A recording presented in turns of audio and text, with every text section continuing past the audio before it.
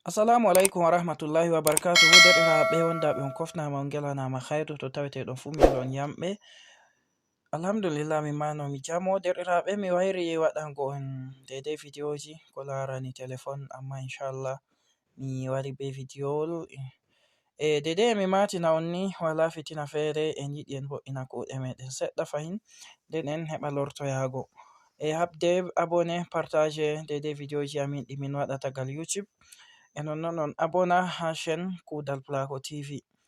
E nonnon derɗiraaɓe ƴami moɗon ƴurmari fu ha commentaire on assana min. E nonnon emin ngelo bo ko a wala ƴamol a foti a assana min, ko masha Allah ko a waɗana min istika ha commentaire mai. E nonnon habdu like videowol mai.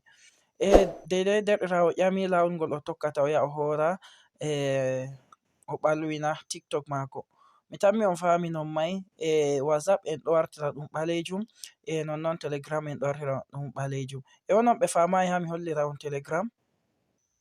Jotta bana Telegram am nini ɗo na on yi'e ɗum ɓalwi ko, to mi wari ha ɗo na foti mi laɓɓini ɗum nini, to mi so'iti ha ɗo mi memi ɗo nini na ɗum ɓalwi.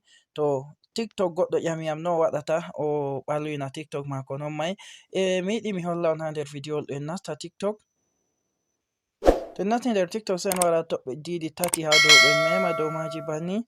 Tammi on lari TikTok am e laaɓi sai on wara ha ɗo ha windi parametre et confidentialité. To on memi dow parametre et confidentialité on dirto on wara ha ɗo lare didol mai ha windi affichage no, on wara on mema dow affichage mai banni. To on memi dow affichage banni nda on wartira toɓɓere nde ɗo ha ɗo, e nde ha clair on wartira ha sombre. E to on yiɗi bo on waɗa to on ɓalwini telephone moɗon TikTok moɗon ɓalwa, to on laɓɓini ɗum bo ɗum laaɓa. Ɗo bo on wara on activa toɓɓere nde ɗo. Wala mi tammi on lari ɗum pat ɗum ɓalwi, mi wara mi vurto mi nattita nder TikTok am. Wala mi tammi on lari to mi natti ni ɗum ɓalwi kurum, to ɗum daidai lawol ngol on tokkata on waɗa ɗum. E non habde partage to mi yerɓi videoji nder chaine WhatsApp DZ application TV. On getama on gelanama khairu derɗiraaɓe.